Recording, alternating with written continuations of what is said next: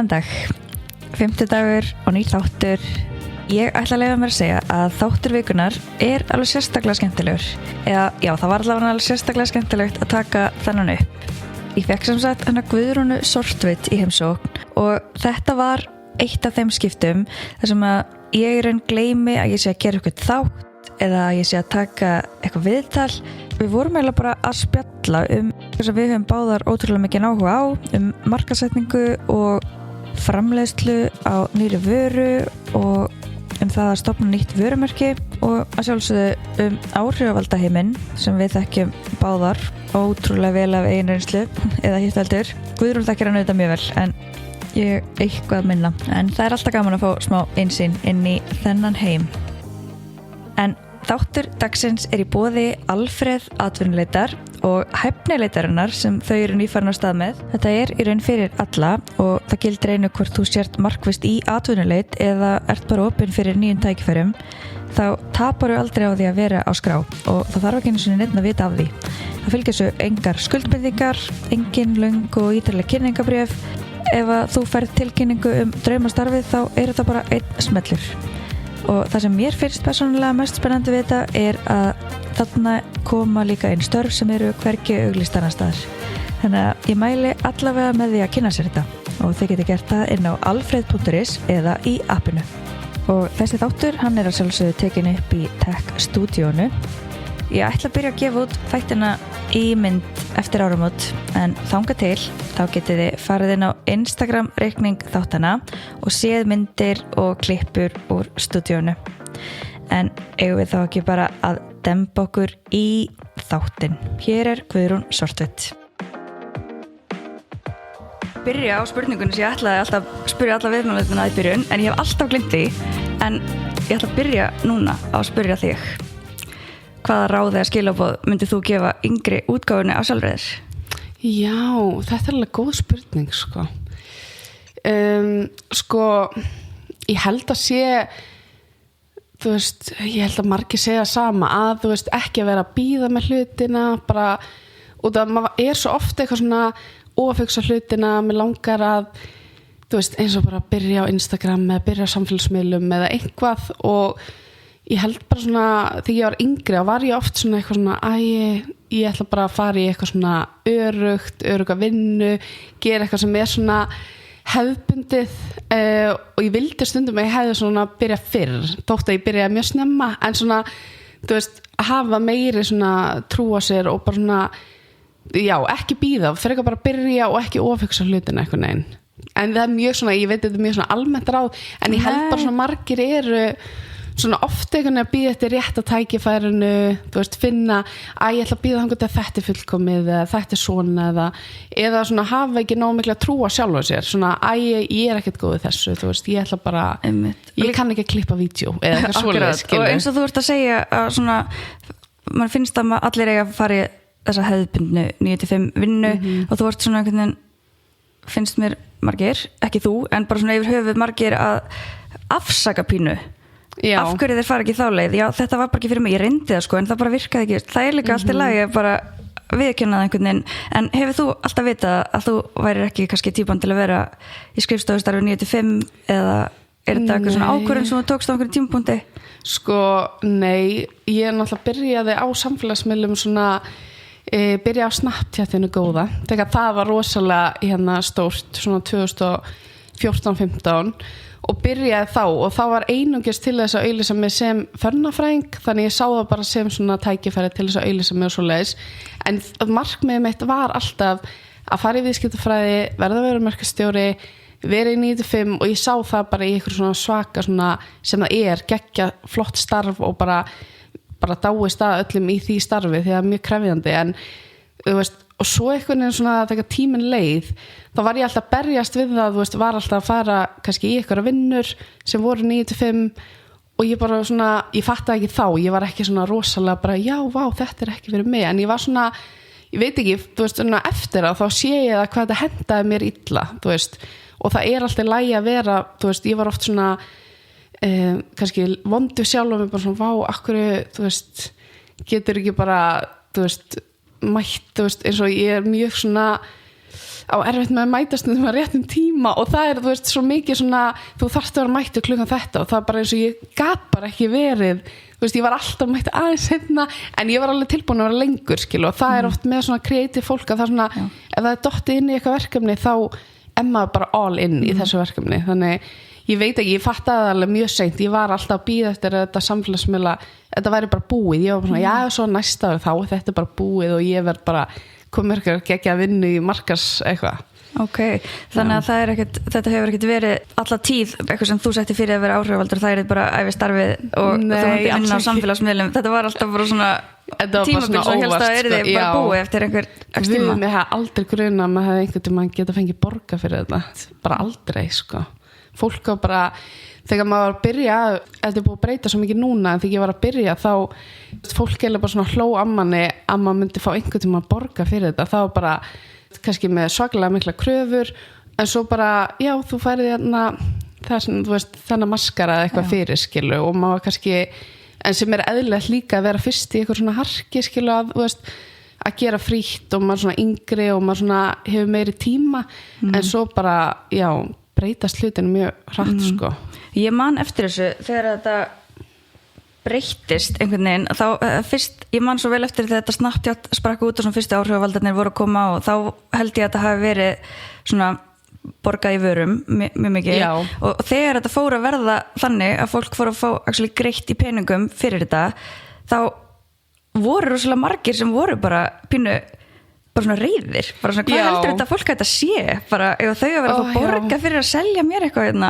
mannst þú eftir þessu, hvernig var mannst eftir fyrsta verkefni sem þú ég var bara í þessu hafi eitthvað þú varst alveg með þeim fyrstu í þessu svona svifti já, ég myndi segja það svona, ég var alveg í þessu en ég hef kannski alltaf verið bara mjög stöðu í, ég hef aldrei verið eitthvað svona með þeim stærstu eitthvað svoleiðis, en ég var svona í þessari svona hvað segir maður, á þessu tímabili og þetta var, fólki fannst og finnst þetta ennþá mjög kjánalegt og oft svona fólk, ég skil að fólk sem ekki inn í auglýsingabransa og fjölmiðlum veit ekki alveg svona hvernig það virkar, það bara trúir því ekki snundum að maður geti unni við þetta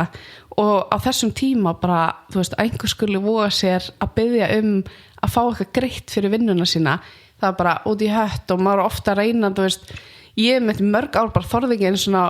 þú veist, þóra að biðja eitthvað meira, skilur, maður bara ókslega þakklátur að fá verkefni, sko. Já, það er svona viss kynslóð sem kannski ekki farin alveg að gera sér grein fyrir bæði virðinu sem fyrirtækin fá og líka vinnunni á bakvið, af því að ég held að það sé alveg ennþá stórpartur af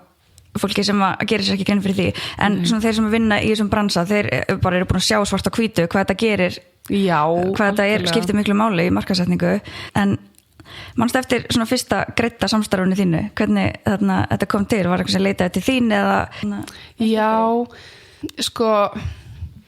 ég held að var með minnir að vara með eitthvað sem bara ég var búin að vera að vinna með eitthvað fyrirtæki og svolítið tíma, skilu, bara svona vöruskipti og svoleiðis og alveg bara svona, og ég held, þú veist aftur, ég held að það sé alveg líka mjög mikilvægt að fólk sé líka eins og bara þegar þú ert, þú veist, förnafræðingur eða lista, þú veist, þú þarft ofta að vinna frítt í ákveðin tíma til þess að kannski bara mynda tengslanet og allt svoleiðis, þannig ég held að, þú veist, ég var alveg búin að vera að gera það alveg allt og lengi, en svo var eitthvað fyrirtæki sem bara bauð mér og vildi fá meiri svona, þá byrjaði þetta smá fyrirtæki, vildi fá þetta meira svona kannski meiri ramma utan þetta, því þetta var svolítið allt í lausu lofti, þú veist, fyrirtæki voru kannski bara senda fullt áhrifavald og bara alls konar pakka, svo kom eitthvað tímabil sem var bara, heyrðu, okkur langar bara að vinna með þér og hafa þetta aðeins svona skýrara hvað við viljum, sko. Þannig ég mani til því og þá bara, ég þurfti að skrifa undir samning og þá var þetta svona varjalega, ok, wow, þetta alveg loksins eitthvað borg sem ég búin að vera bara eitthvað. En ég, þú veist, ég leit aldrei á þetta sem vinnu og svona, þetta var bara svo skrítið því að þú veist líka eitthvað fólk er alltaf svona að gera kannski lítið úr vinnunni en þá ertu bara, að já, þetta er bara eitthvað svona sem ég gerir bara upp á gamanið, skilur. Svo er ég í námi og ég er að gera annað, þú veist, maður er alltaf svona afsakað svona að gera lítið úr þessu líka, þannig það er alveg, já, þannig ég held að vonandi margir aðrir sem tengja við líka, skilur, sem eru bara í þessum svona creative algjörlega. En við fórum alveg bara beint inn í þetta það var engin kynning eða intro eða neitt hérna, við bara fórum beint inn og við erum alls ekki búnar með þetta umræðefni en svona svo við bökkum kannski aðeins og fyrir maður inn í bara smá kynningu af þér. Hvernig lítur á þetta starf og ef þú ert spurð, hvað gerur í dag? Það er svo erfið, það fer algjörlega eftir hver að spyrja mig, þú veist, á hvað aldrei þau eru svona. En ég segi oftast þegar ég sé bara vinna í svona auglýsingabransa, ég segi það mjög oft bara sérstaklega við svona, kannski ég bara svona nenni ekki alveg að fara út í það þannig, en síðan, þú veist, eða bara ég sjálfstæðan rekstri og eitthvað svoleiðis. En já, ég myndi alveg segja að væri áhrifavaldur en ég held þetta svona, þetta orð er smá út af þessum tíma, þá er maður svona ennþá vennast því að segja maður sé það sko. En ég vinnu það og svo er ég með hérna annað fyrirtæki sem heitir Fyrsta árið sem er svona minna, bara svona, er núna bara mjög lítið verkefni sko. Já, við getum kannski bara aðeins farið inn í það. Já. Geturðu sagt okkur aðeins frá þessu? Þetta er nýbyrjað ekki? Byrjaði fyrir ári. Þá kom fyrsta bókin út og þetta er sem sagt bara svona minningavörur eða hvað segir maður, svona vörur fyrir fyrsta árið og fyrsta árin í lífi barnsins og þetta eru bara svona, þú veist, þetta er minningabók og þetta er minningakassi, þetta eru límhorn, límmer og þetta er allt bara svona hugsa sem einmitt þetta fyrsta ár sem er svo mikilvægt og mikilvægt að skrifa niður sko. Já, og hvernig fékkstu hugmyndina að þessu? Sko, það kom bara 2019 þegar ég var ólétt að stelpunni minni og mér fannst bara vanta einhvern veginn svona, það er alveg fullt af fallegum bókum á markanum en mér fannst einhvern veginn vanta meira sem væri tímalaus, eitthvað sem að geti verið með líka bara inn í stofu og mér fannst líka bara oft vanta meira af íslenskum bókum. Það er rosa mikið til af náttúrulega erlendu og ensku og ég var einhvern veginn svona, þú veist, ekki að tengja við það að hafa eitthvað bara svona my name is og bara, já, og síðan þannig mér langaði að fá eitthvað svona sem væri líka bara svona frekar tímalaus einhvern veginn. Mér fannst oft vera svona aðeins sem eitthvað krúsidúllur eða eitthvað svoleiðis. Eitthvað sem var í tísku bara Já, og ég skil það líka, það er líka mjög sætt sko. Já, þannig að þetta er einmitt það sem ég elska og þetta podcast snýst alltaf svona þetta, sjá einhverju þörf fyrir eitthvað, fá hugmynd og láta verða að því. Hvernig var þetta langur tími sem að þú varst að hugsa þetta áður og nú lest verða að því bara að framkvæma þetta eða hvernig þarna var ferlið? Líka þú veist út af því að svo átti ég stelpunum minna í COVID og það kom allt, þannig það var alveg frá 2019 að ég var svona pæli í þessu. Svo byrjaði ég ekki á sem fyrir bara heldur byrjun 2023. Okay. En ég var ekkert svona alltaf með þetta en ég var svona alltaf með þetta bak við eyrað og svo einhvern veginn bara þegar ég átti stráki minn, hann var bara 3 mánaða eitthvað, þá byrjaði ég svona bara, ætla bara að gera þetta. Okay. Það er sem að fær bara eitthvað svona kikk með hverju barninu einhvern veginn. En já, og þá bara byrjaði maður á fullu að ég veit ekki eins og hvernig þetta byrjaði. Maður bara byrjaði að leita sig af einhverju upplýsingum og þetta var svo langt ferli og finna grafískan hönnuð og já, þetta var alveg mjög svona langt ferli sko. Já, og gafst þetta út bara sjálf eða varstu með eitthvað útgefanda eða hvernig var það? Nei, ég gaf þetta bara út sjálf. Já, lest brentana bara sjálf og hérna. Já, fann bara eitthvað svona framleiðslu hérna út í Bandaríkjunum reyndar sem var bara svona bókaframleiðsla út af því að það eru svo fáir í Íslandi sem gera því að bókin er svona, það er svona efni á henni og það er engin á Íslandi sem gerir svona. Það er náttúrulega verið mjög þægilegt bara að láta þetta prenta á Íslandi og þannig maður lærir alls konar svona líka og svo þú veist að senda frá Bandaríkjunum það er mjög dýrt og eitthvað svoleiðis þannig ég læri það líka það er svona, en ég var náttúrulega með mjög gott teymi með mér hérna, eða svona teymi við erum 3 í þessu, þú veist, þau sem eiga Svæp sem sagt ég er umbáskristofan mín þannig þau eru búin að líka mikið hjálpa mér með þetta sko. Þannig það hjálpa líka að geta spegla sér í ykkurum. Já, og var þetta erfitt þarna svona hönnunarferli, varstu með margar hugmyndir og þurftir svona að festa þig niður, ég get ímyndað mér að því að þetta er svolítið stórt, það er svo margt sem gerast á fyrsta árinu sem gætir tekið í svona bók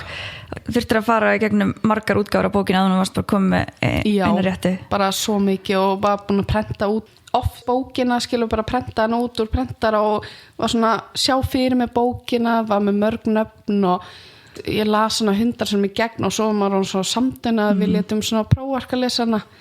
þannig að væri bara engar villur og let vinkonum mín að fara yfir og þetta alveg svona eftir og var ég alveg bara, ég held maður bara að fara að gefa út, bara hendi ykkur á bók en þetta alveg, þetta tók ár bara að líka finna grafískan hönnu og þetta svona að senda ykkur eitthvað, já, væri til að gera þetta svo nokkur út og sena, hvernig þetta? Maður svona, þetta ekki alveg það sem ég var búin að hugsa þetta bara svona fram og tilbaka endalaust sko, þannig þetta maður þarf að vera ótrúlega þolinmóður, ég held ég sem að læra það í þessu ferli, maður bara svona anda inn og út og svona því mann langar ofta hlutin sérstaklega þú ert búin að vinna á samfélagsmiðlum þú ert bara vanur bara setja út efni svona þetta bara komið bara, og það sem gaman svo farið strax feedback og maður mjög vanið bara svona hendir ykkur út strax feedback en svo að gera eitthvað svona og bara sérstaklega fólk búin að kaupa vöruna og maður bara svona, jæja hvað finnst ykkur, skilur þannig ykkur að senda og svo bara, já, en þetta ótrúlega svona, þetta allt öðruvísi en ég hef unnið með, sko. Já, og einhvern veginn öll þessi ábyrgð, eða allar þessi ákvarðanir í rauninni, að þetta ekki bara að gera þessa bók, þú ert með letur, þú ert með liti, það nokkur litir eða ekki á bókinni? Jú, það sko litir á bara kápunni svo þú veist bara hvernig blaðsju viltu þú veist það bara eitthvað sem ég var bara já og það kannski bara ég þurfti að velja á milli bara ógeðslega marg hvítar blaðsjur bara mismunandi hvítar skilu þetta svo skrítið mismunandi hvítan lit þá já bara þú veist sumar aðeins kaldari með svona blátóna aðeins heitari þú veist svona hlýrri og svo bara skilu hvernig á hérna hvað heitir þetta? Þú veist, hryggurinn á bókinni já, þannig að ekki kápan heldur þannig að kjölurinn eða svona innlél sem sést ekki, þú þarfst að ákveða þann lit þú þarfst að ákveða litin af eitthvað svona ég hefði aldrei pælt í tekið bók og bara, já, sjá þennan hrygg hann aðeins ljósar en kápan eða eitthvað skilu, þú ert bara svona já, þetta ótrúlega margar ákvæðinu og líka svona að taka áhættuna finnst mér svona hvað var enginn kaupi bókina eða hvað þetta verður bara eitthvað svona flopp og þá ég búin að tengja mig við eitthvað vöru, það líka smá skeri svona þú ert þetta andlit þessa vörumerkis þetta og ég ætlaði með þetta að spyrja aðeins út í það, þú ert náttúrulega búin að vera mörg ár byggja upp þitt vörumerki bara og þitt orðspor og trúverðleika sem áhrifaldur og þitt persónulega vörumerki þetta partur af því eða horfir á þetta sem alveg svona sér?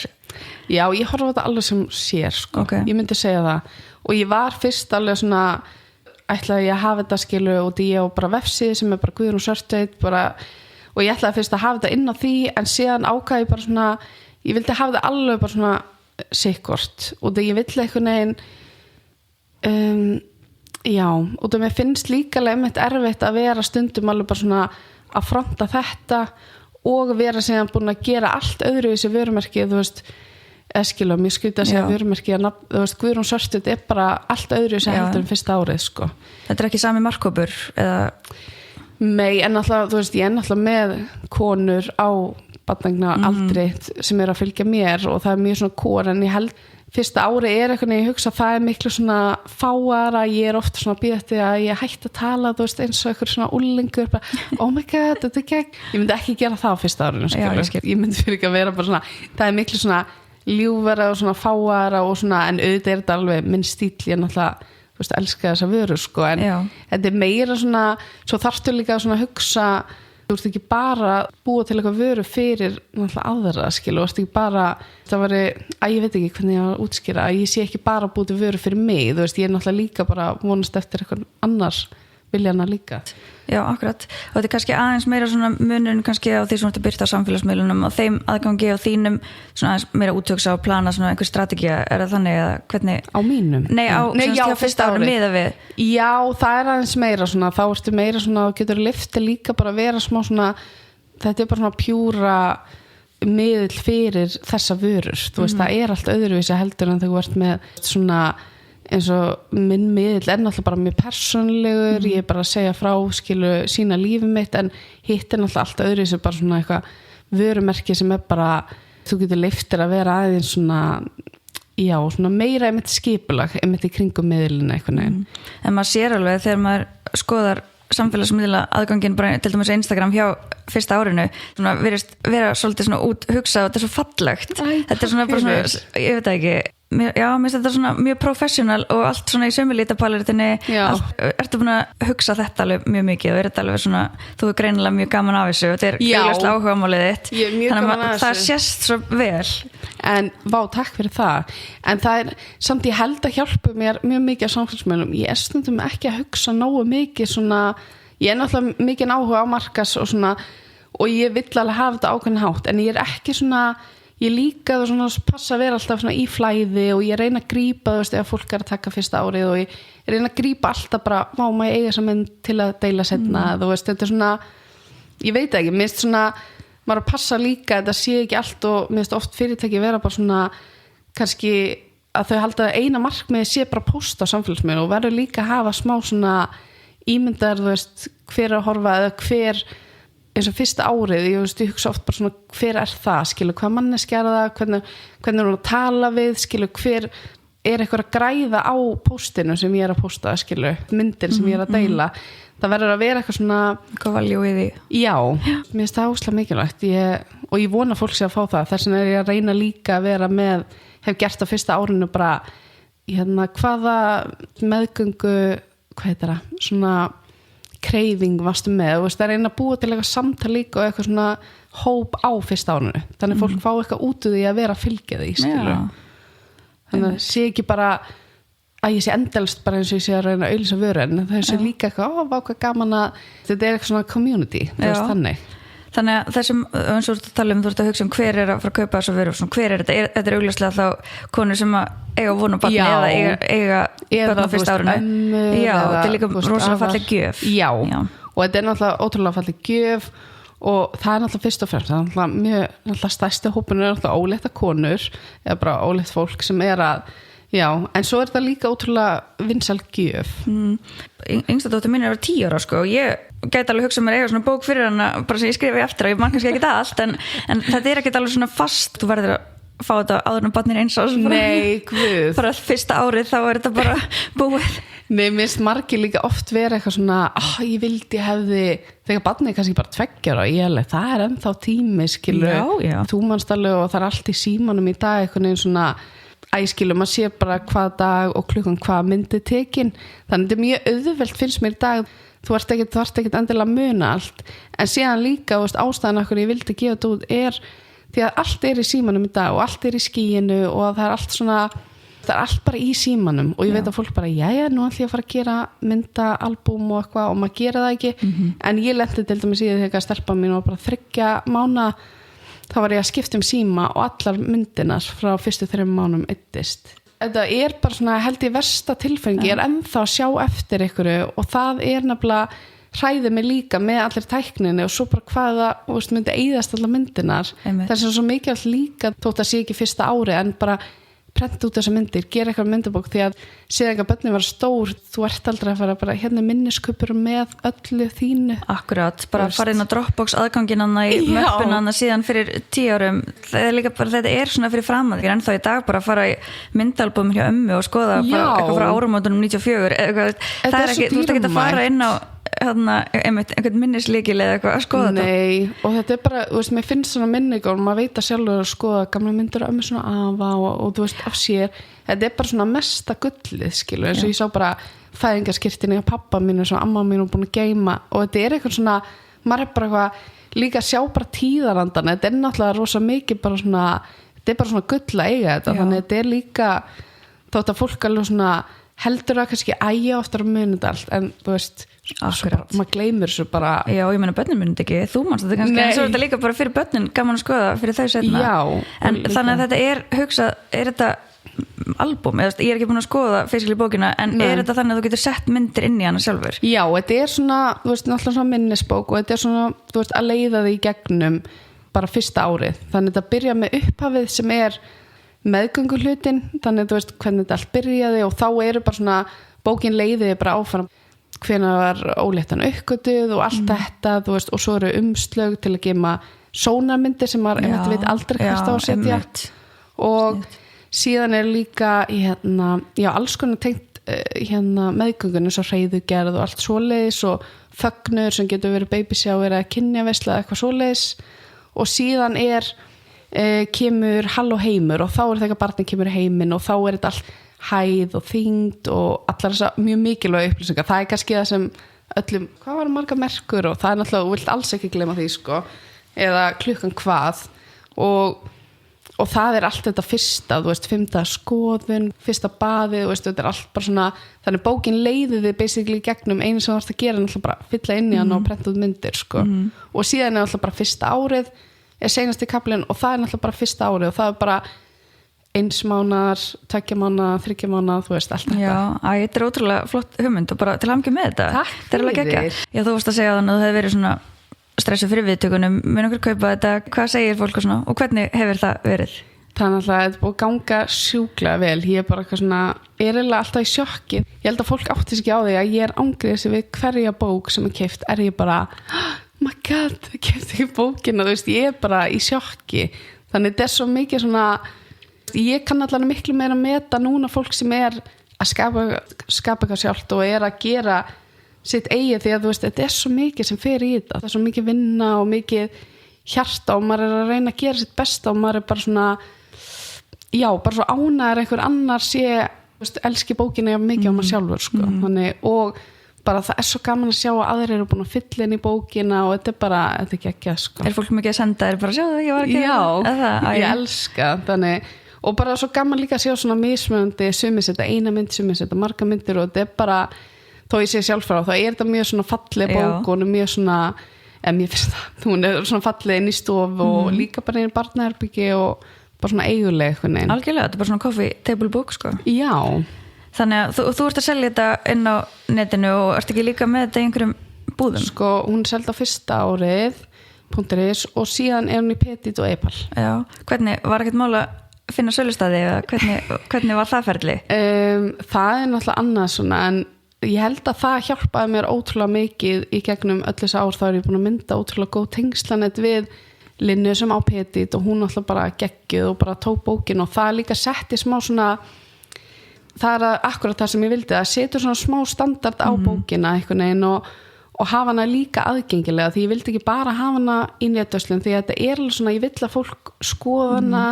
sjáu, því að ég veit ekki, þetta svona þannig vara, þú veist, fólk á að geta svona skoða og þetta mikið gjafavara, þannig því langar kannski bara, ég er að fara nafnaveislu, hoppar í Petit eða Epal og þú veist, kaupi bókina, þetta líka nefnilega þannig vara, sko. Algjörlega. Þannig það hjálpaði alveg mikið og þau náttúrulega líka yndislega Epal að taka þessu bara opnum örmum, sko. Já, en þú vilt ekki hafa þetta hvar sem er? Þú vilt alveg með, þannig að þú vilt ekki hafa þetta á bensínstöðu eða eitthvað? Jú, ég er að reyna að tala um því, en nei, það nefnilega svona það sem ég allan núna og við ætlum ekki að hafa, þú veist, netverslun, því ég vil bara að fólk geti farið í þessar verslanir, fengið pakkað inn, því þetta svona gæðavara sem mér finnst að eiga skili, bara þú bara velur og í róleitum og lætur pakka svo inn og eitthvað svona, en svo líka alveg þægilegt fyrir þá sem eru á landsbyggðinni og líka bara þægilegt það margir sem panta, þú veist, að hafa einhvern annan valkost ef að kynni skilu að það að vera uppseldar í verslunum skilu. Algjörlega, já. En jú, nei, ég vill ekki hafa þetta eiginlega, það margir sem vilja kannski að fá bókina en það verður að vera alveg rétt, þú veist, finnst mér réttu staði, ég pæla alveg mikið í því, sko, en ég mjög ánægð með þessa verslan, sko. Já, mér finnst þetta mjög viðandi sölustæðir, sko. Já. Þannig að þetta eina af þessum ákvörðunum sem maður þarf að taka og svona eina af þessu mörgu hlutum sem maður þarf að hugsa út í, sko. Já, og svona einmitt að vera svona líka pæli einmitt, eins og að tala með hver að fara að versla bókina, verður að passa allt við vöruna, sko. Það einmitt að þetta sé ekki bara allstaðar einhvern veginn og ekki kannski gefur verslunum. En ég prófa alveg að hafa hana í eitthvað svona bókabúðum, en mér fannst hún þá bara ekki, þú veist, njóta sér nóg mikið einhvern veginn. Já, hún var svona eina af bara öllum hinnum, eða þú veist svona meira, en þetta svona kannski meira uník í þessum búðum. Já, ég skil. Og fær svona betri uppstillingu skilur og kannski tengist líka, þú veist, þú ert kannski í þessum verslunum og kannski tekur með bókinu og eitthvað nagdóti eða samfellu skilur, þetta alveg, það alveg næs, sko. Já, þetta já, mér finnst þetta svo skemmtilega pælingar, sko, en þarna þú er greinlega mjög gaman af þessum hlutum og þetta tengist svo mörgu sem þú ert að gera, þetta markasetning og viðskiptafræðin og allt sem þú ert með í grunninn. Er eitthvað meira framöndan sem að þú ert hugsaði, er þetta bara check, búin að gera þetta? Ég veit ekki, ég var fyrst alltaf bara, þú veist, líka með svona að búa til eitthvað sjálfur, svo er maður bara, ég veit ekki hvað er framönda með, þú veist, árið eða miðlinn, en það er líka sem er kannski smá gaman, skilur, að vera ekki, að vita ekki alltaf hvað er að fara að gera, þú veist, eins og ég veit ekkert hvað er að fara að gerast á næsta ári alveg, mann er alltaf búin að plana eitthvað, en það er svona gaman að hafa líka svona í lausu lofti og geta svona aðeins lyft sér. Ég held sko, þegar maður er byrjaður á einhverju svona, núna kanntu svo mikið hvernig þetta virkar, þetta ferðlega að gefa út vöru, fá hugmynd og framleiðanda og einhvern veginn, þá er svo auðvelt að fá fleiri hugmyndir, þá verður þetta svo lítill heimur og þá hvernig verður það hægt að stoppa? Já, svo er það líka það, skilu, núna er þetta komið aðeins loksins á smá svona róli einhvern veginn, þannig ég er alveg bara, ég er með fullt af hugmyndum en ég líka svona aðeins svona ok, lifa þessu aðeins að því ég kom alveg með nokkra vöru því að þetta var bara bók, svo núna er komið minningakassi, límhorn, limmiðar sem eru hannaðir eftir íslenskan svona grafískan hönnuð, geðveitt sætir þó ég sé sjálf frá og ég er ég að gleyma einhverju? Nei, og bara þú veist þessi 3 litir á bókinu núna sko. Þannig þetta er þetta bara taka 1 og 1 í einu kannski en já, það er svo einmitt þess að segja, það er svo erfitt að fara ekki bara já, gera þetta og svo þetta en maður þarf alveg svona að pæla líka hvað passa við vörumerkið og lifa því svona aðeins þú veist, hinu verður hún líka aðeins að vaksa því bókin alltaf nú þegar svona finnst mér markmiðið alltaf ef fólk hugsa eitthvað svona minningabók eða gefa hann barnið á bara fyrsta árið að vera bara fyrsta val eitthvað Já, fannst þér erfitt að ákveða nafnið af því að þetta er mjög svona hvað maður að segja, svona, þetta segir bara augljóslega hvað þetta er, en þetta er samt pínu svona heftandi líka, þetta gefur ekkert mikla möguleika á mörgu með þessu nafni en þetta getur þetta bara þróast í svo margt annað en að því að bókin heitir fyrsta árið en vörumerkið heitir heimasíðan fyrsta árið já, okay. Þannig það heitir svona allt undir fyrsta árinu þannig það heitir fyrsta árið en jú, það var mjög erfitt að finna nafn það er alveg, ég held að þú veist maður sér þetta í eitthvað svona ég finn bara eitthvað nafn á þetta en svo er maður alveg oh my god, þú veist hvað bókina heita ég var einmitt bara með svo miljón hugmyndir á svona minningabók því að þetta getur heitið minningabók barsins ég var að pæla í Halló heimur svo hans með það eitthvað svona eða bara eitthvað svona já, ég fór alveg bara í margar hringi en endaði síðan á þessu en síðan heitir þessu minningakassin heitir fyrstu árin því hann er fyrir fyrstu 6 árin fyrir tennunar og hárlokkinn og allt þetta sem maður svona vill geyma já, þannig ég veit ekki, kannski breytist það, maður veit ekki þetta er bara svona grunnurinn og svo getur það þetta bara þróast já, þú veist, maður veit ekki en allan að núna finnst mér svona henda þessu og ég náttúrulega þetta vörumerki náttúrulega bara fókusa á þessi fyrstu ár ég held ég mun ekki fara í eitthvað svona úlingsárin Nei, ég held ekki ég held að það sé eitthvað annað en þetta býður samt upp á svo marga möguleika en já, það er allan að ég er mjög ánægð að sjá því að maður var líka hrættur að koma einhver bók sem fólk þarf að skrifi það er allt í símanum í dag þannig ég var líka svona þú veist, er þetta bara búið maður líka oft svona Mér stand alveg einhvern veginn meira, vinkunum þínu er nú að gefa líka dagbókið það ekki, þetta er einhvern veginn alltaf þetta er svona einhver nostalgía í þessu ég er oftast bara með þó að maður sé með notes í símanum og svona þá finnst mér alltaf bara einhvern gamli góði to-do-listin þegar maður búin að skrifa þetta physically niður mér er líka að gera þetta það er einhvern veginn þannig ég veit að en maður fór í svo marga hringi maður var bara guð á einhver eftir að kaupa þessa vöru því að allt orðið eitthvað svona líka þú getur svo mikið bara gert svo mikið sjálfur Já, þú getur líka bara prenta myndabók á netinu eða eitthvað svona, það er ekki alveg veist, þetta er svona, þannig getur þú skipt út myndum og er það ekki? Eða... Sko, það er náttúrulega 3 umslög en þetta er náttúrulega bara þú veist, svo er vasi aftast í bókinu þannig þú getur gemt fleiri myndir en svona meira með minningakassan þá er svona, þú getur alveg sett bara fullt og dóti inn í hann einhvern en þetta er skemmtilegt sko. Já. Og ert þú að nota samstarfsaðila eða áhrifavalda í svona samstörf til að kynna þetta breytt svona einhverju á þínu sjónarhorni á það? Já, mér finnst það alveg svona því að ég er oft líka bara eins og fyrirtæki hafa oft sagt og svona, þú veist, þeim vantar oft bara svona hugmyndir oft er ég alveg svona, ég myndi elska einhver myndi koma bara, vákomin langar að gera eitthvað með fyrsta árinu eða eitthvað svoleiðis en ég veit ekki, kemur alveg óvart það eru nokkru búin að spyrja þú veist, má ég fá bókina og auglýsa á TikTok og ég hef alveg gert það en svo var ég bara, þú veist, hef ég verið að auglýsa á svona billboards og er núna í undirmannar, þú veist, mér að það henda mjög vel fyrir svona láta þær prófa að fá vörunar. Þú veist, þær er náttúrulega með svona fæðingar hérna. Já, hlaðvarp. Já. Einmitt. En svo hef ég bara beðið, þú veist, eina vinkonu mína sem gerir mjög svona fallegt efni að gera og hef bara verið að greiða henni bara eitthvað svona, í eitthvað svona skiptidílu með eitthvað svoleið, sko. Já.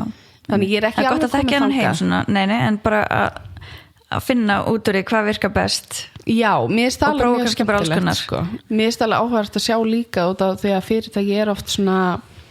maður verður svona að finna líka hvað fittar fyrir vörumerkið sitt. Mér finnst ég sjá það alltaf mikið í dag, þú veist, og fólk er bara kannski allir að gera nákvæmlega eins á TikTok eða eitthvað, skilu, og það er kannski bara passar ekki við, finnst mér allan við vörumerkið, þú veist, það þarf að vera svona, ég veit ekki, fólk verður svona að hafa í huga að maður er ekkert svona, ég var ekkert,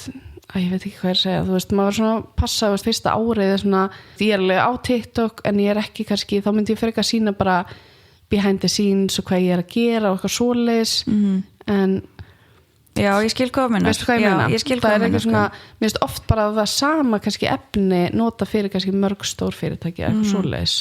Það er bara svona áhört pæli, sko. Já, algjörlega. Við byrjum náttúrulega eins að ræða þessi þannig svona áhrifavalda heim og svona samstörf almennt. Mér langar eins að fara dýpra inn í það, mér finnst þetta af því að núna er ég nýbyrjuð með þetta podcast. Ég ætlaði bara svona að spyrja þig, henda þér djúpulegina, hvort að þú væri mögulega með einhver svona ráð til mín og annara sem eru annarkvort áhrifavaldar að byrja og langar að leitast eftir samstörfum og eins og bara fyrir aðra sem eru með hlaðvörp. Hvernig á maður að bera sig að? Já, þetta er góð spurning, sko. Já, af því mér finnst þetta alveg pínu erfitt. Núna ætlaði ég bara að gefa út nokkra þætti og sjá svona, það eru 2 búin að leita til mín og ég er svona, maður hefur eitt tækifæri til að vera með trúveruleikann og svona einhvern veginn, ég veit ekki, þetta er eitthvað pínu að mikla fyrir mér, sko. Já, ég skil það alveg og líka, þú veist, ég held einmitt margir gera þetta, þú veist, þegar þeir eru að byggja upp eitthvað miðil og svo koma náttúrulega sjá fyrirtæki bara, þess er að vaksa og ganga vel og þá svona hoppa þér á kannski, bara vilt þú koma í samstarf og ég held að maður er svona að passa sig í því líka eins og ég held að þú sett að gera, passa bara svona, bara vörumerkið þitt sem er vörumerki, skilu hlaðvarpi að, þú veist, passa svona að samstæðsanlega passi inn og eitthvað sem þú fílar og ég held að innlægnin og það sé allt bara svona, skiptir svo miklu máli með halda trúveruleikanum. Já. En að fara til fyrirtæki, ég held að fólk miklu oft fyrir sér finnst mér að svona fyrirtæki er alveg, finnst mér mjög opin og eina sem þau vilja, ég ætla ekki alhæfa en þau vilja bara góðar hugmyndir og vilja eitthvað sem er bara, kemur bara með bara, heyrðu, ég er til að gera þetta og ég er með svona og er bara með nógu svona sterka kynning og svona, maður verður alltaf að hafa trú á sjálfum sér og geta bara svona, þú veist sagt bara, vá, ég geti sko alveg gert þetta og bara komið nógu góð hugmynd og ég held, minnst fyrirtæki alltaf bara, já, því að þau eru líka ofta leita bara af einhverjum til þess að bara, svo þau þurfi ekki gera þetta, skilu, eða borga einhverju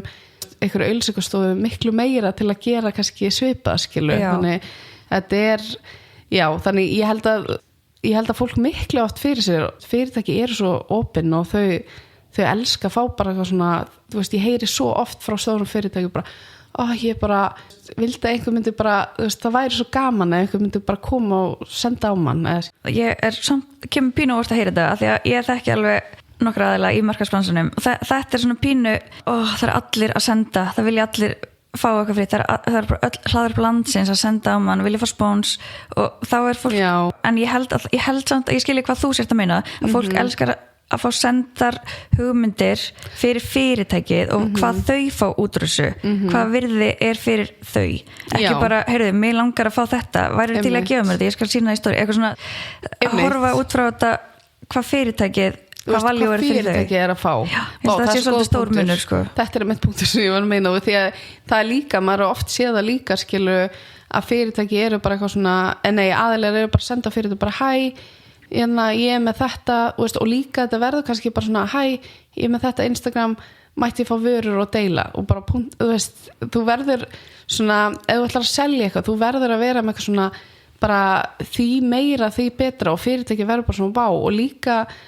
þú verður líka að sína áhuga bara, vá, mér langar svo að vinna með ykkur þetta bara drauma fyrirtæki mitt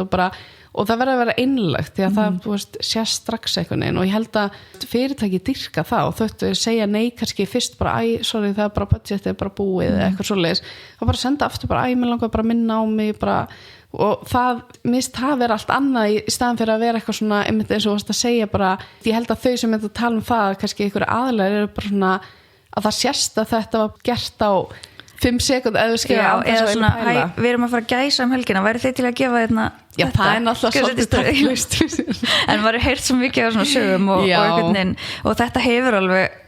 bara í gegnum árin verið svona pínu umræðan þessi áhrifavaldari vilja fá allt frítt vilja fyrir með svo mikla kröfur en mér finnst líka vanta kannski að taka hina hliðina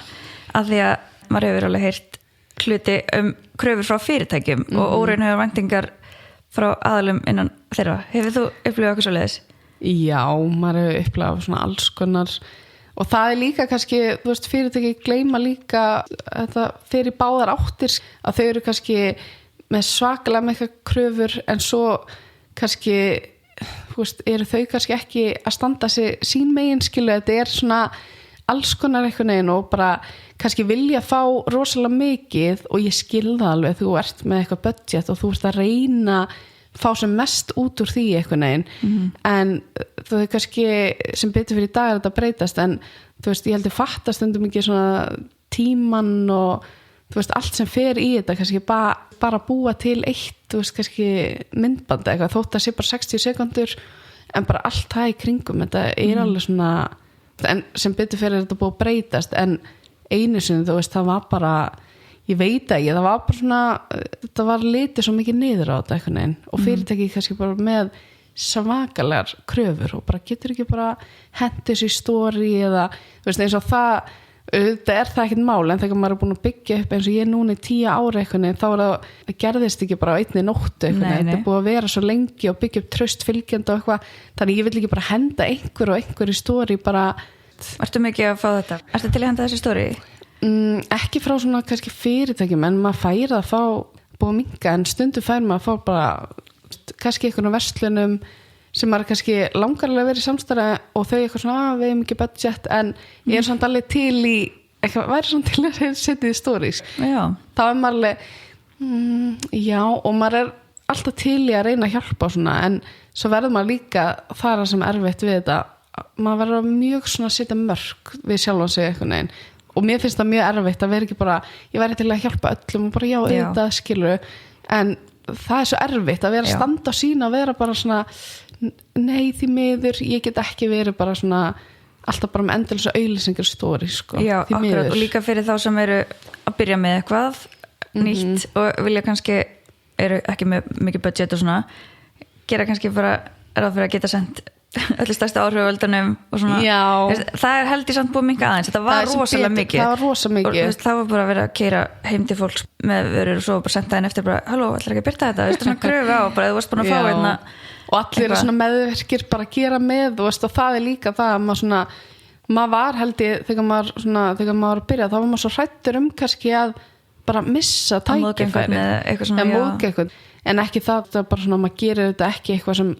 sem passar ekki, þú veist, ég hef alltaf verið með þá reglu, bara allt sem fer inn er bara frá mér innlagt, en það er úrslega svona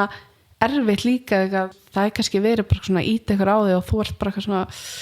það er alveg erfitt að vera kannski bara 24 eins og ég var að byrja og vera við eitthvað svona 50 markastjóra skil sem voru bara, þú veist, einhvern veginn svona maður hélt einhvern veginn og maður bara já, þú veist best, ég er náttúrulega bara eitthvað veit ekkert hvað ég er að gera skilur en núna lítur að hjálpa að hafa umboðsskrifstofu hvenær byrjar í því? Það var held ég man ekki 23 eða eitthvað það var svona eftir ég átti strákjum þá fór allt bara svona þú veist þá bara svona mikið að gera eitthvað nefnum með 2 lítil og ég þurfti bara eitthvað til að halda meira utanum þetta allt sko. Þetta er líka örugglega bara þægilega þegar þú ert augljóslega orðin mjög svona stóra áhrifavaldur að þú lítur að fá svo mikið svona alls konar beiðnum og það er bara þægilegt bara að senda á þennan og hún sér þetta. Guð, það er mjög þægilegt og líka bara svona þau eru miklu svona faglegri í að bara svara póstum því að maður vill heldur ekki missa af, það var kannski eitthvað að senda mig póst, þú veist, á mánuði og svo bara, eins og veistu, með lítið börn, svo var allt í hennu bara komin föstudagur og ég bara, ég ætla að svara þessu og þú ert einhvern veginn, þannig að mjög gott að fá einhvern annan sem bara sér allt þetta og þú getur meira verið í svona kreatíft vinnunni, kannski svona fljótari aðeins að sikta út sem hún veit bara augljóslega, nei þetta er ekki ég líka þitt. Það mitt, bara svona nei það hendar ekki að því þú tekur ekkert hvað sem er nei. Hefurðu neitað mörgum samstöðum? Já, það er bara ég held að það sé bara allir gangur á því ég er náttúrulega fullt, þú veist, að fyrirtæki líka neita mér og þú veist, þetta er bara svona þannig, þetta er bara svona alls konar en jú, maður verður náttúrulega, ég hef alltaf reynt að passa að hafa bara allt mjög innlegt, já, bara svona passa að þetta sé allt inn í, þú veist, inn í mitt svona samfélagsmiðla, þetta sé ekki bara allt eitthvað, allt inn í ég auðlýsa dekka eitthvað skilu, það væri mjög skrítið eitthvað Já, ég skil hvað meinar, passa inn í þinn hóp líka, já, þinn og minn karakter eitthvað sérstaklega og erskilu vörumerki orðið þú, það er bara ég það verður það eiginlega að vera bara ég þú veist, annars væri vinkonum mína og fjölskyldu og væri bara, akkur Guðrún að auðvitað segja motocross eða eitthvað, skilu, það væri bara þú veist, það er allan að mér myndi líða svo illa út að það væri svo á skjönu við hver ég er eitthvað þannig, og ég held að fyrir alla, ég er alltaf bara svona frekar að vera bara alveg maður sjálfur og bara eins og bara taka samstöðum sem henda manni í staðin fyrir að segja já við ykkur í ykkur svona meðvirkni segja bara já ok, ef ég teki ekki þessu núna þá missi ég bara tækifærið eða eitthvað svoleið sko. En þú ert með svona mjög fjölbreyttan miðil og þú veist, þú ert að tala um tísku, snertiverur og alls konar, en líka rosalega stór svona partur af þessu er bara fjölskyldan og mömmur hlutverki og svona en á saman tíma finnst mér svona fín lína hjá þér ég hef ekki hugmynd hvernig börnin lítið út eða neittist, mér finnst þú gera þetta svo vel að vera svona að gefa góð innsýn en samt að halda þeirra privacy. Já, það er svona ég held að kom bara eftir að þú veist, allan að ég átti dóttur mína, þá var ég bara svona eins og ég held allir, maður bara, ég ætla að passa þig frá heiminum, skilu, litla barnið mitt og eitthvað svona, og ég bara svona tók ákvörðum mjög fljótt að bara svona ég var alveg deilinni, en það var mjög svona, þú veist, vandaði mig hvað fór inn, og svo bara einhvern veginn, eftir að vera eldri, þá fannst mér einhvern veginn ekki passa að vera að deila svona mikið af þeim, sérstaklega bara ég veit ekki, ég bara svona tók ákvörðum því að mér fannst það mjög svona ég held að var aðalega fyrir sjálfum mig því að mér finnst mér erfitt að einhver myndi setja út um mig sem ömmu eða börnum mín því að það myndi alveg svona stinga mig í hjarta sko. Þannig það er svona ég er að reyna bara að passa friðið minn þannig því að maður hleypir fólki mjög nálægt sér þá verður maður einhvern veginn svona og eins og sambandi mitt með þú veist kærastan mínum og ég er bara svona rosa ég myndi bara eitthvað svona, ég veit það ekki það myndi, og ég er mjög viðkvæm þannig að þú veist, ég verði eitthvað að setja einhver línu einhver stað, sko. Já, ég held að líka að það sé, þetta er náttúrulega bara að vinna þín að vinna við þetta og þú ert kannski ekki að sína allt, það er svona ákveðum mörg. En auðvitað er þetta náttúrulega bara svona, þetta er náttúrulega kannski 1% af lífinu. Já. En ég skil líka svo vel þegar foreldrar að sína börnin sín því að auðvitað langar manni bara, þú veist, maður svo stoltar börnum sín og bara ég á bara klárasta barni heimi best og eitthvað, en svo maður líka ofta að hugsa bara ok, en þetta verður alltaf hana og maður vill ekki vera að setja eitthvað út sem því ég þekki alveg börnum mín líka núna skilu, en núna, þú veist, maður er bara sér hvernig karakter er og ég veit að dóttir mín myndi ekkert fíla að sé eitthvað bara svona hún eitthvað á bleiunni mér dettur bara eitt í hug, ég var að horfa í gær veistu hverju Molly Meyer? Já, ég var að horfa bara í gær á eitthvað YouTube myndband frá henni og hún var að sína sem dóttir sína, ég heldur sé 2-3 ára eða eitthvað, bara, hún var að kúka í baðið og Delfman bara eitthvað, pabbi, ég var að kúka í baðið og ég hugsaði þetta bara, hvernig hún eftir að vera þegar hún er 12 ára og þetta er bara, það er verið að spila þetta ég veit ekki, þetta er rosalega svona þetta er rosa fín lína og maður svona, eins og allt svona skilu, þetta er bara badskilu og er bara leikar og veist, minnst að ég skil þetta en svo verður maður líka að hugsa svona vill barnið mitt seinni þú veist, allir sé að spila þetta og þótti þetta sé bara að finna á krútlet en það er svona þetta var ekki hennar ákvörðin að vera þarna þetta er, maður verður svona að passa þetta ég er alltaf en svo er ég auðvitað eitthvað börnum mína í ammali þá setja ég inn bara út að ég bara mamma líka og bara elska þau og svona bara að ég eitthvað nefnir svona vill líka þú veist alveg bara strákurum minni 3 og bara elskan og það er eiginlega einu sem ég setja inn skilur en það er líka alltaf bara svona ég veit ekki, ég fæ bara svona og ég spyr alltaf, þú veist, kæristum bara, ætti ég að setja þetta og það fer alla myndir svona í pæla lókslega mikið í af þeim sko. Já. En almennt hugsaðu rosalega mikið? Nei, ok. Ég alveg bara svona stundum og það allir alltaf bara, því ég svo ofta lítið í stóri hjá mig, þá ég bara, oh my god, hvað ég að reyna að skrifa hana? Því ég svo mikið bara svona að reyna að henda út, því ég bara svona, líka eftir ég var mamma, þá bara svona, henda þessu út og ég nenni ekki alveg að vera ritskoða allt sko, en ég held að fólk, ég fæ oft svona, vá, það allt bara fullkomið hjá þér eða eitthvað og ég bara, oh my lord, ef þú myndir koma heim til mín, hjálp, það bara, og mér finnst það líka bara partur af því að vera, núna ég bara þessu með börnin mín og þau eru bara greita stofuna mína með, þú veist, öllum myndunum, það bara styrtaður öllum kössum, þú veist, ég bara veit ekki hvernig fólk fyrir að þessu. Ég veit ekki hvernig fólk með 35 ára börn á hreint heimili líka, nema þau séu þá bara ekki gera neitt annað en að vera taka til og já,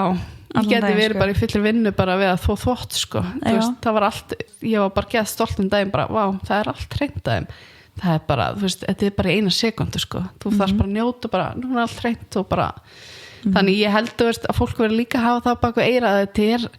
þú veist, ekki það ég ekki að reyna að búið til glansmynd, en svo ég líka bara að reyna að passa friðið minn líka, ég nenni bara ekki að deila öllu, þú veist, ég var miklu opnari einsinni, en þá veit maður, þá fær maður meiri því miður, svona meiri kannski komment og svona, þannig ég svona allavega núna ég kannski bara með lítið börn og rosa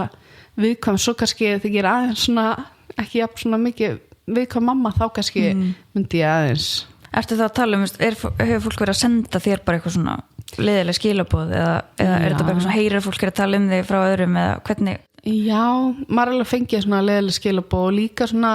það fór svona mikið fyrir brjóstum með þegar allir voru alltaf svona að tala neikvætt svona mömmur á samfélagsmiðlum. Mér fannst það alveg svona, þótt að vera bara setjandi alla sama að mér fannst það alltaf að vera svona neikvætt eins og, ég veit ekki, eins og það væri ekki að neikvætt að vera með fallet barnaherbyggi eða allt þetta svona, þú veist,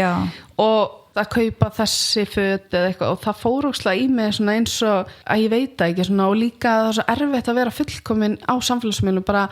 ef þú kaupir köku þá ertu ekki nóg góð, akkur bakar þetta ekki, skilur og svo þú bakar þetta þá bara svona bara akkur ert að eyða svona miklu tíma í að baka fyrir barnamæli, þetta er svona rosa mikið erfitt svona að vinna á í þessum heimi bara yfir höfu og sérstaklega sem mamma þess að Emma orðin líka bara svona eins og ég hélt barnaafmæli daginn og ég veit ég mjög íkt og svona en þetta var ekki, en fólk alveg svona þá í fyrsta skipti alveg svona langa tíma að fekk ég bara eitthvað svona leiðinda komment og það alveg, ef fólk myndi þekkja mig, ég bara svona elska að halda afmæli og þetta bara hvori ég og ég endurnýta allt skrauti, ég á bara 2 stóra skrautkassa og bara alltaf að lána öllum og ég svona bara elska að halda veislu og þess vegna líka alveg svona erfitt að vera að gera eitthvað og fá svona ég veit hvað hægt að segja neikvægt barnaafmæli, ég að reyna að hugsa bara hvað hægt það var bara eitthvað svona ég veit ekki, það var bara eitthvað svona hver á efna þessu og eitthvað ef þetta nú kosta eitthvað svona og ég var bara æskilu og það var ekkert, það var, þú veist, ég keypti afmæliskökuna og svo bara alveg farin ég afsaka eitthvað sko, ég fekk þetta já, amma mín gerir brauðterturnar já, og þetta er svona líka það, maður fær stundum bara svona ef maður gerir eitthvað ekstra og þetta var ekki og allir eitthvað svona vá, ég held þetta að vera allt sponsað eitthvað og ég svona, nei, þú veist, ég keypti bara já, svo er líka leiðilegt þegar fólk gerir alltaf ráð fyrir að þú fáir allt frítt og þetta sé allt sponsað, já, það er líka leiðilegt ég pantaði bara, þú veist, á Etsy og já, þetta er svona leiðilegt alltaf svona neikvætt, þegar maður svona það er nógu mikið að neikvæði heiminum þú veist, má ég ekki bara halda Toy Story afmæli ég var á hvað staði fólk þegar ákveður að senda eitthvað svona á einhvern sem það þekkir ekki þetta er alveg svona, þetta er kannski einmitt eins og ég er að tala og ég verða alveg ekki að svona meðvirka alveg svona, já, það er ekki allir sem fæ svona, fer í algjör svona hringal svona, váka ég eitthvað svona leiðilega að sína þetta, svo kannski einhver annar ekki að gera þetta og þetta er svona þess vegna alveg gott allan fyrir mig, ég vildi óska ég verið bara, vá, mér drull hvað eitthvað finnst en það alveg stundum erfitt skil að fá, sérstaklega þótt þetta sé mjög, ég að segja sumir hafa fengið alveg hræðileg komment, þetta mjög svona vægt sko. Já, þetta bara kannski nýjast að dæmi en þetta getur alveg við leiðilegt líka að maður bara svona að reyna að gera bara eitthvað skemmtilegt sko. Líka því að í drauma heimi þá væri þetta bara teflon húð og þetta færi bara einu mann út hitt en þetta situr alltaf eftir sko og svo einhvern veginn held ég að sé þannig að þegar maður fær þó maður fáið rosalega mörg hrós og eitthvað, þú færir svona eitt leiðilegt komment, þá er það sem að setur eftir. Já. Þannig að, já, þess vegna held ég samt að sé kannski ekki margir eins og þú sem ert búin að vera í svona mörg ár, ertu bara að byggja upp eitthvað svona ákveðið þol eða stingur þetta enn svona þegar þú færð svona næsti komment? Sko, ég komin alveg með svona ágætis þol og líka kannski þetta og ég er svona breytti rosalega mikið, ég var miklu opnaði eins og Snapchat var, þú veist, þá var maður bara að deila öllu og bara, þú veist, mamma og pappi bara, þú veist, alltaf í mynd og eitthvað, en svo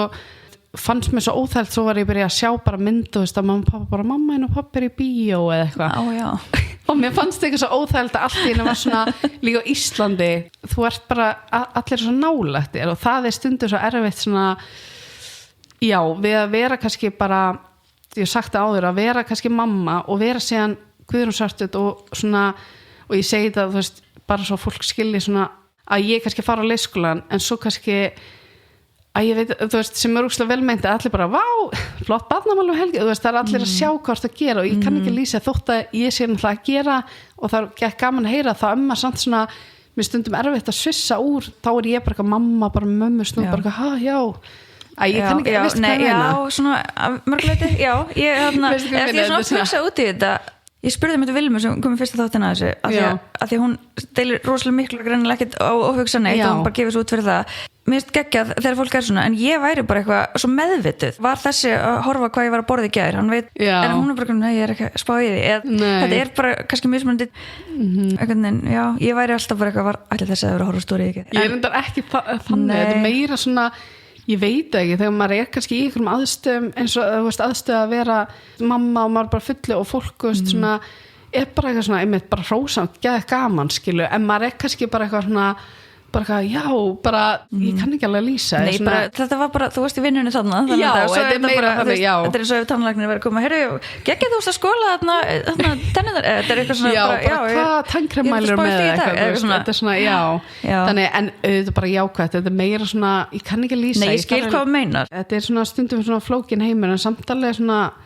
þetta er samt svo gaman og líka þar sem ég er örgulega búin að vera í svo lengi og mér langar ekkert að hætta en þetta er bara svona, svo er alltaf eitthvað nýtt skilu og maður er alveg komið með mér er alveg komið svona góðan skjöld núna eins og var ég alveg bara, þú veist, fór ég að gráta bara einhver, sendi bara eitthvað svona þú veist, sem var örgulega ekki eins og móðgun, eða bara eitthvað svona ég myndi frekar, svo er það líka fólk er alltaf að segja mig hvað það myndi frekar gera skilu og maður er alltaf svona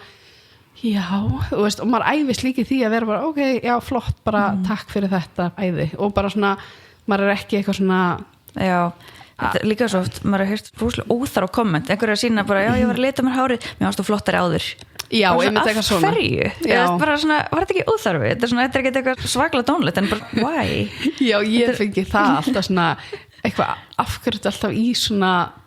víðum fötum, eða þú veist, afhverju ert ekki þú ert bara svo glæsil kona, eitthvað svona, ég er svona, sem er óslega sætt en það er samt svona, hvað sem var svona öfugt já, þetta er svona hrós, en samt já, ekki svona þú ætti samt að vera meira svona já. Þannig þetta er svona, já en svo það er náttúrulega bara eitthvað mjög vægt með eitthvað margir fá bara, þú veist, ég fæ bara illt í hjarta sko, ég á svona erfitt með já, sérstaklega á TikTok, mér finnst það mjög ljótt sko, þú veist, sem sumir er að fá sko. Já, líka frá þessum nafnlausu aðgöngum já, og svona, þetta er náttúrulega bara annar kapli já. Bara eins og kommentakerfun undir fréttir og svona, þú veist, þetta er bara hvað fólk leifir sér og segir þetta bara miklu meira þau nokkuð tíman heldur en það sem er að fá þessi komment sko. Og maður er bara að hugsa það sko en já, þetta er meira svona kannski er þetta meira bara svona áreiti að allir alltaf með skoðun á þér og geiranum og bara öllum í kringu því skilu sem eru kannski sama Já, við þetta margir vinniðinur og svona innan þessa bransa Já. En ertu eitthvað búin að setja þér svona eitthvað markmið með framtíðina varðandi þetta? Þú varst að segja á þann að þú hefðir alltaf svona hort á þetta í svona stuttum tímabilum í senn. Já. En hvernig er framhaldið hjá þér? Ekkert varðandi bara áhrifavalda heiminn heldur bara ekkert allt. Ertu með svona skýra stefnu eða ætlarðu bara svona að leyfa svona flæða? Nei, ég veit að ég er alltaf til að gera eitthvað nýtt og mér er alltaf langað að vera í eitthvað svona sjónvarpi eða gera þætti en samt finnst mér það mjög yfirþyrmandi eitthvað neginn að vera í því eitthvað neginn en nei, ég veit að ég held að sé sko best í þessu að vera bara svona svolítið go with the flow því að samfélagsmiðlar að breytast líka mjög hratt þannig maður verður bara stöðugt að vera svona bara, já, að bæta sig og svoleiðis en ég ætla að mér langar bara, ég er ókslega ána það sem ég er að gera núna, mér langar bara svona að halda áfram í þessu, annað en því ég var bara, því ég hugsaði bara ég verði ekki 30 á samfélagsmiðlum og ég held að bara, það væri búið þá sko, þú veist, en svo núna er ég bara eitthvað, ok, maður svo hrættur og maður er bara svona, það væri bara fyrir yngra fólki einhvern veginn. Já, en svo er líka svo gaman eins og fólk sem að byrjaði að fylgjast með þér á sínum tíma og sem er búin að fylgjast með þér í öll þessi ár. Ég er búin að vera að fylgjast með þér bara, eða vera að followa þig, ég veit ekki hvað lengi og maður eldist, eða í mörg ár, já, og þarna svo bara einhvern veginn eldist maður sjálfur, þannig að þetta er líka bara svona kjarnamarkhópur. Svo reynda það er ógeðslega margir búin að fylgja mér alveg bara, það er mjög gaman bara frá byrjun áður en ég átti börn og það er mjög skemmtilegt sko. Ég alveg, en það er einmitt talandum svona, ég verði að segja leiðileg komment út af því að ég var eitthvað tímann á djamminu, það er líka alveg góðu staður, þá opnar fólk sig mjög mikið, en ég er ekki mikið á djamminu, ekki þannig, en þegar ég var nýbúin að eigna stelpunum mína og svona fyrst skipt sem ég fór út, þá var það mitt einn sem sagði eitthvað svona, ég elska að fylgja þér, en svo þú eignast barn, þá var ég bara, hætt að fylgja þér, og ég var bara, oh my god, það er fólk svona leifir sér og ég var bara, já, ok, það er þannig gott hjá þér að vera ekki, þú veist, ekki vera að fylgja mér og vilt það ekki, skilu, og ég sagði bara, vá, það er bara, já, en það er svo fyndið hvað fólk er bara, þú veist, sérstaklega hún var í glasi, sko, en þetta er svo fyndið, maður fær alls konar svona og maður er bara, ok, þannig, já, þetta er, ég veist, maður skilur þetta, en að segja þetta svona fyndið, það er annars, en auðvitað fullt af fólki sem er bara einhvern veginn að fylgjast með einhverjum sem er einhverjum mömmubloggum og eitthvað þannig sem er ekki þar gott, en á sama tíma færður reisastóran markup inn á móti sem var þá ekki að fylgja þér þegar þú varst að með á þeim tíma make-up og svona meira þannig þannig að þetta er þetta bara svona skemmtileg þróun bara í gegnum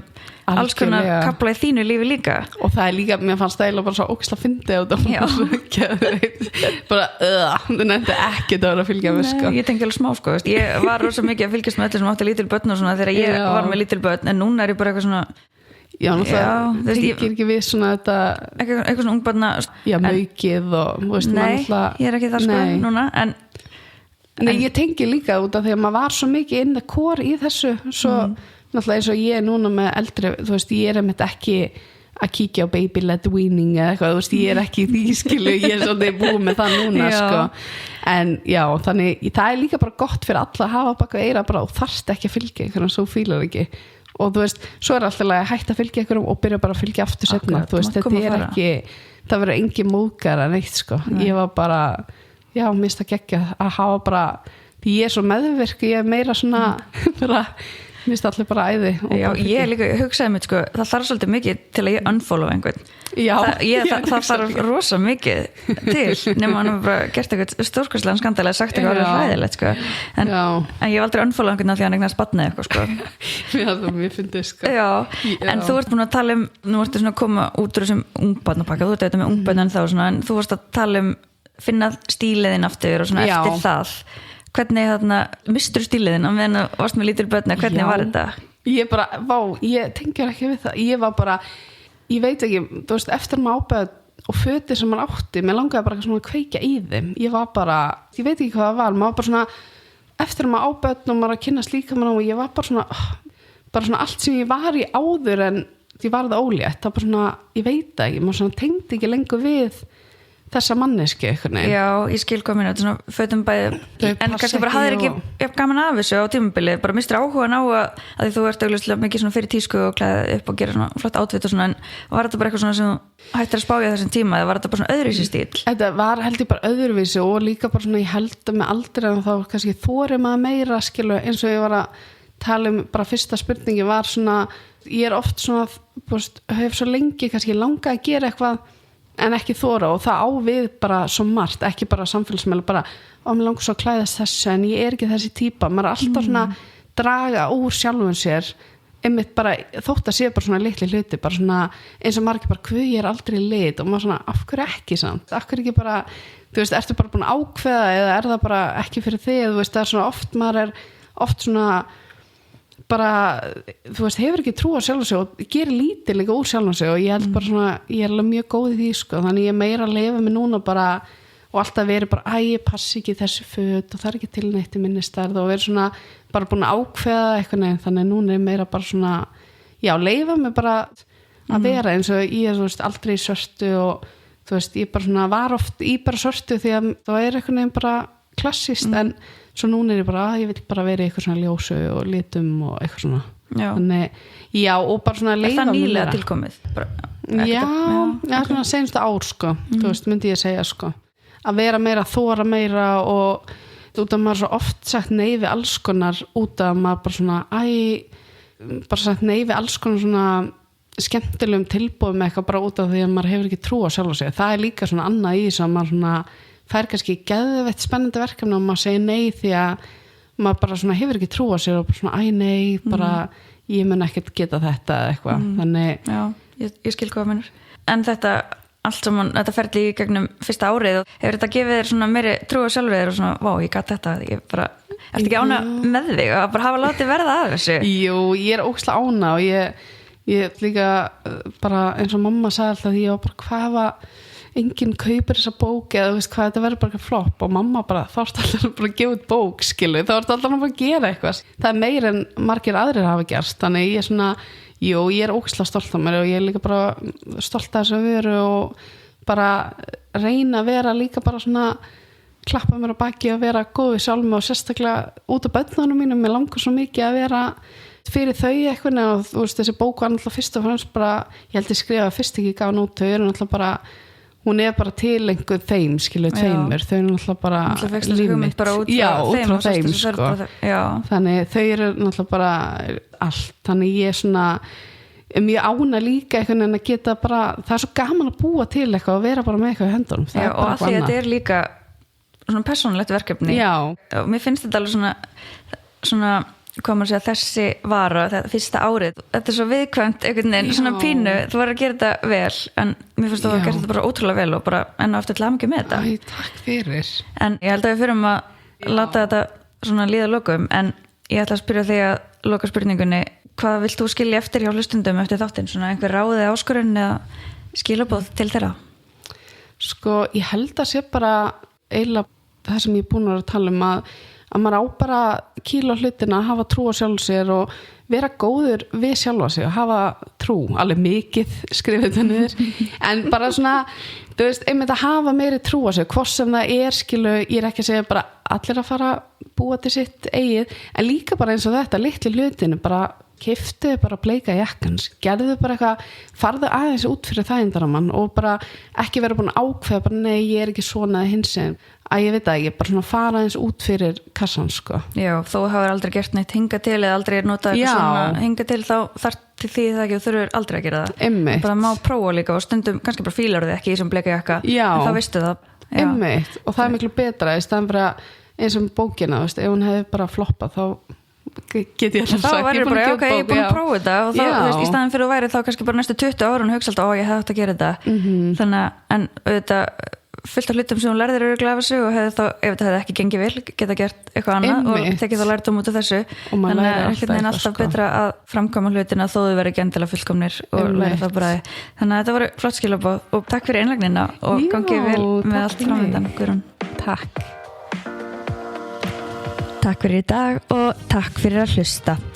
Ef þið viljið kynna ykkur vörurnar hennar Guðrúnar þá mæli ég með að fara inn á fyrstaárið.is nú eða kíkja í Epal eða Petit. Myndirnar og markaðsefni hjá Guðrúnu er allt ótrúlega fallegt en maður sér það fyrst fyrir alvöru hvað bókin er vegleg, vönduð og bara eiguleg þegar maður er með henni í höndunum. Alveg virkilega vel gert hjá henni. En við segjum þessu lokið í dag. Ég heiti Margrét Björk og þetta er Vörumerki.